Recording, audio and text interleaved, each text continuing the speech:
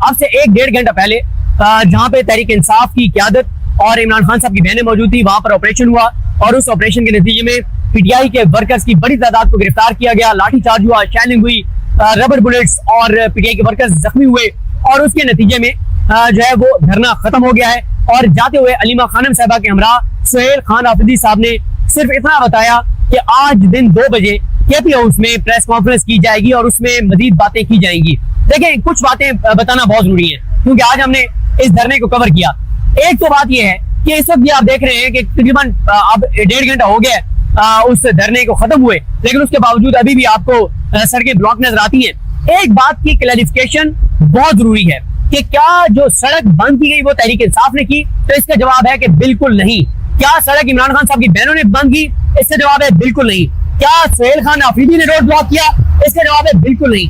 हुआ ये कि सुहेल आफरीदी साहब इमरान खान की बहनें वो अडियाला की तरफ जा रहे थे कि 26 नंबर के मकाम पर इस्लामाबाद पुलिस और इस्लामाबाद की इंतजामिया ने ट्रालर लगाकर और गाड़ियां लगाकर, वाटर कैनन लगाकर, कैदियों वाली वैनें लगाकर, ट्रक खड़े करके और दोनों अतराफ को बंद कर दिया।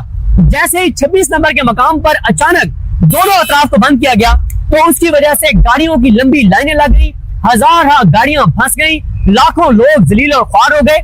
और यहाँ तक कि जिस साइड से हम आए थे तो कम से कम 26 नंबर से लेके 8-10 किलोमीटर दूर तक जो है वो गाड़ियां थी। और सबसे तकलीफदेह मनाजिर जब हमने रात को, जब ये 2 बजे तकरीबन ये किया गया, 2 बजे से भी पहले किया गया और रात तकरीबन 10 बजे जब हम पीछे की तरफ गए और हमने गाड़ियों में जाकर देखा तो लोग बहुत ही ज्यादा अजियत और तकलीफ का शिकार थे। खवातीन, बच्चे, बुजुर्ग जो गाड़ियों के अंदर थे वो बहुत ही ज्यादा मुश्किलात से दोचार थे। ये रोड तहरीक इंसाफ ने बंद नहीं किया था। ये धरना तहरीक इंसाफ के वर्कर्स या सुहेल आफरीदी या इमरान खान की बहनों ने इसलिए दे दिया कि उन्होंने रोड ही बंद कर दिया था। और ये रोड खुला कैसे? मैं तो वो वीडियो नहीं बना सका, मैं उस वक्त दूसरी साइड पे मौजूद था, लेकिन वो वीडियो आपके सामने आ जाएगी कि जैसे ही पुलिस ने वो कंटेनर हटाए, जो उन्होंने खुद वो ट्रालर हटाए, जो बड़े बड़े ट्रालर उन्होंने लगाए हुए थे, जैसे ही वो ट्रालर हटाए, जैसे ही पुलिस की गाड़ियों ने मूव किया, कैदियों वाली वैनों ने मूव किया, वाटर कैनन ने मूव किया, तो साथ ही ट्रैफिक चल पड़ी। तो ये रोड इस्लामाबाद की पुलिस और इस्लामाबाद की इंतजामिया ने बंद किया था। जितने भी लोगों ने मुश्किलात सही, जो तकलीफ, अजियत, ज़हनी अजियत बर्दाश्त की, उसकी जिम्मेदार सिर्फ और सिर्फ इस्लामाबाद इंतजामिया, इस्लामाबाद की पुलिस और हुकूमत है। तहरीक इंसाफ ने इसलिए वो धरना दिया क्योंकि रोड ही बंद था। अच्छा, अब इमरान खान साहब की बहनें और सुहेल आफरीदी वहां से क्यों चले गए? हुआ ये कि पहले वैसे गौर साहब के जरिए रब्ता किया गया और कहा गया कि जी मुलाकात करवा देंगे, आप ये धरना खत्म कर दें। इमरान खान साहब की बहन अलीमा खानम साहब ने कहा कि इस तरह के वादे तो कई बार हमसे किए गए हैं, लेकिन वो वादे पूरे नहीं किए जाते। इसके बाद मुख्तलिफ ऑप्शन दिए जा रहे थे, मुख्तलिफ ऑफर्स दी जा रही थी। गौर साहब की मीटिंग हुई अलीमा खानम साहबा के साथ। फिर उसके बाद जब पुलिस ने बड़े पैमाने पर ऑपरेशन लॉन्च किया तो उस वक्त भी इमरान खान साहब की बहनों और पीटीआई की क़यादत के दरमियान गाड़ी के अंदर मीटिंग चल रही थी। लेकिन जैसे ही पकड़ देकर स्टार्ट हुई तो इमरान खान साहब की बहनें भी फौरन निकली, सुहेल आफरीदी भी निकले और आपने वो वीडियोस भी देखी होंगी कि सुहेल आफरीदी साहब और पुलिस के दरमियान जो है वो धक्कम पेल भी हुई। अब हुआ ये कि पुलिस ने अचानक ऑपरेशन लॉन्च किया, शेलिंग शुरू हुई, रबर बुलेट शुरू हुई, पकड़ धक्कर शुरू हुई और एकदम पुलिस ने वो जो ट्रालर खड़े किए हुए थे, वो जो अपनी गाड़ियां खड़ी करके रोड को बंद किया हुआ था, उस रोड को खोला। साथ ही पुलिस ने पकड़ धक्कर शुरू की, शेलिंग शुरू की, ऑपरेशन शुरू किया, बहुत एग्रेसिव।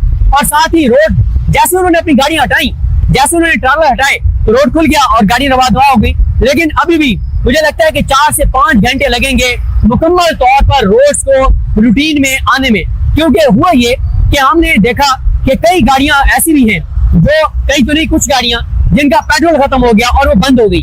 कई बाइक वालों को हमने देखा कि वो पैदल बाइक को ले जा रहे थे। उसकी वजह यह है कि आजकल आपको पता है कि महंगाई बहुत शदीद है और जो खासतौर पे बाइकिया वाले हैं, जो मेहनत मजदूरी करते हैं, वो कई बार आपने देखा होगा कि वो 200, 250, 300 रुपए का पेट्रोल डलवा रहे होते हैं कि यही एक सवारी उठाई, 300 का पेट्रोल डलवाया, फिर अगली सवारी उठाई तो 200 का डलवाया। इस तरह से वो अपना सर्कल चला रहे होते हैं। तो कई बाइक्स वाले, और सबसे ज्यादा जो मैंने आपको बताया वो तकलीफ दे यही था कि जो खवातीन, बच्चे, बुजुर्ग, उनको बहुत ज्यादा तकलीफ का सामना करना पड़ा। अब देखें, तहरीक इंसाफ की आज की एक्टिविटी का बहरहाल असर तो पड़ा है। वो के रोड हुकूमत ने खुद बंद किए, लेकिन हजारों लाखों लोगों को जलील किया गया, मुश्किलात से दो चार किया गया। और हुकूमत ने खुद खुआरी अपने जिम्मे ली है, बदनामी जिम्मे ली है, गालियां खाई हैं, बददुआएं ली हैं। अभी हमने एक वीडियो बनाई कि अभी जब रोड खुले हुए उस मकान से 1.5 घंटा हो गया तो एक एम्बुलेंस फंसी हुई थी। बहुत ही तकलीफदेह मुनाजिर थे कि एम्बुलेंस वाला बहुत कोशिश कर रहा था किसी तरह से वो निकले। अच्छा, आप देखें, तहरीक इंसाफ की क़यादत 2 माह के लिए छुट्टी पे चली गई। 2 माह उन्होंने कोई उस तरह से एजिटेशन नहीं की, इमरान खान की बहनों के साथ नहीं आए, जिसकी वजह से तहरीक इंसाफ की क़यादत डिस्क्रेडिट हो चुकी थी। लेकिन आज की जो एक्टिविटी थी, कल की जो एक्टिविटी थी, वो बहरहाल बहुत भरपूर थी। और हम पिछले 7-8 दिन से देख रहे हैं कि तहरीक इंसाफ हो या तहरीक तहफ़्फ़ुज़ पाकिस्तान हो, असेंबली के अंदर भी, सेनेट के अंदर भी, सुप्रीम कोर्ट के अंदर भी, इस्लामाबाद हाई कोर्ट के बाहर भी, हर हवाले से वो बहुत ही ज्यादा एक्टिव हैं। और खास तौर पे 22 मई के दिन वो क्यों अहम है, वो मैं आपको अलग वीडियो में बताऊंगा। जो मुल्कगीर एहतियात की कॉल दी हुई है वो क्यों अहम है। लेकिन एक चीज है, तहरीक इंसाफ की क़यादत पिछले 7-8 दिन से जिस तरह से एक्टिव है, इमरान खान साहब की बहनों के साथ खड़ी है। और इससे पिछले मंगल को जब इमरान खान साहब की बहनों ने तहरीक इंसाफ के अरकान असेंबली को अप्रिशिएट किया, तो तब से तहरीक इंसाफ की क़यादत जो डिस्क्रेडिट हो चुकी थी, उनकी क्रेडिबिलिटी बहाल होना शुरू हो गई है। और कल की एक्टिविटी के बाद तो जाहिर है उनको बहुत ज्यादा फायदा मिलेगा। लेकिन बात चीजों की निशानदेही बहुत जरूरी है। एक तो यह है कि अरकान असेंबली आए, उनके साथ वर्कर्स आए, और जो वर्कर्स उनके साथ आए वो मौजूद रहे। लेकिन रावलपिंडी इस्लामाबाद से ये एक तल्ख हकीकत है और इसको बताना बहुत जरूरी है कि अगर आप ये कहें कि रावलपिंडी इस्लामाबाद जब बार बार शाहिद खटक, नईम हैदर पंजोता और दीगर पीटीआई के वो एक्टिव लोग जो धरने में मौजूद थे, जब वो वीडियो पैगाम जारी कर रहे थे और रावलपिंडी इस्लामाबाद के लोगों को पुकार रहे थे, बुला रहे थे कि आप आए, तो रावलपिंडी इस्लामाबाद से 200-250 भी आम शहरी नहीं आए। अच्छा, उसकी वजह ये नहीं है कि लोग तहरीक इंसाफ के साथ नहीं है। आज भी आप इलेक्शन करवाएं तो क्लीन स्वीप है। नून लीग को 8 फरवरी को सिर्फ 17 सीटें मिली थी और आज आप इलेक्शन करवाएं तो वो 17 सीटें भी नहीं मिलेंगी। आप जिस पाकिस्तानी के पास जाएं वो मौजूदा हुकूमत को झोलियां उठा उठा के बददुआएं देता है, गुर्बत का शिकार है। किसानों के साथ क्या हो रहा है, ताजरों के साथ क्या हो रहा है, इंडस्ट्रियलिस्ट के साथ क्या हो रहा है, एक्सपोर्टर के साथ क्या हो रहा है, तलबा के साथ क्या हो रहा है, मजदूरों के साथ क्या हो रहा है, रियल एस्टेट सेक्शन सबके साथ क्या हो रहा है, वो सबको पता है। लेकिन लोग बहरहाल 26 नवंबर के वाक़े और सानिया मुरीद के बाद से लोग खौफजदा हैं। कोई भी जब घर से निकलने लगता है उसको डर ये होता है कि मैं पकड़ा गया, मेरा घर कैसे चलेगा। लोग हैंड टू माउथ हुए, 2 वक्त की बाइज्जत रोटी अपने बच्चों को खिलाना मुश्किल हुई है। लोगों को खौफ है मैं निकलूंगा गोली ना लग जाए, जबरी तौर पे गुमशुदा ना कर दिया जाऊं, मेरा घर ना गिरा दिया जाए, मेरे घर की चादर चारदीवारी का तकद्दुस पामाल ना हो, मेरा कारोबार ना गिरा दिया जाए, मेरी नौकरी ना खत्म करवा दी जाए। ये हकायक है जिस वजह से लोग नहीं निकलते। वरना हमने पीटीआई के देखते थे कि जलसों के अंदर, धरनों के अंदर लोग फैमिली के साथ आते थे, मियाँ बीवी बैठे, बच्चे बैठे, वालिदैन बैठे, इस तरह से लोग आते थे। लेकिन अब 12 लोगों के अंदर खौफ है। और सलमान अकनाजा साहब ये बात बिल्कुल दुरुस्त है कि अगर 78 साल से जो चीजें चल रही हैं उनको बदलना है तो सिर्फ पीटीआई का 60-70 हजार लाख वर्कर नहीं कर सकता। आज भी देखें, केपी का पीटीआई का वर्कर या पिंडी इस्लामाबाद का सिर्फ वो वर्कर जो हर मंगल को आता है, उनके अलावा जनरल पब्लिक नहीं निकली और वो खौफ है। हाँ, अगर तहरीक इंसाफ 1-1.5 महीना इसी तरह से एक्टिविटीज करती रहती है, मोमेंटम बढ़ाती है, तो फिर जरूर चांसेस हैं कि लोग निकल सकते हैं। अब आज देखना होगा कि 2 बजे सुहेल आफरीदी साहब, हलीमा खानम साहबा क्या अनाउंस करते हैं। और इसी तरह से अब जुमे वाले एहतजाज पे इसलिए तमाम नजरें हैं कि देखें, पहले तहरीक इंसाफ की क़यादत को कहा जाता था कि लाएमल नहीं देते, अब उन्होंने लाएमल दे दिया कि जुमे को पूरी कौम निकले, लोग निकले, अपने हक के लिए निकले।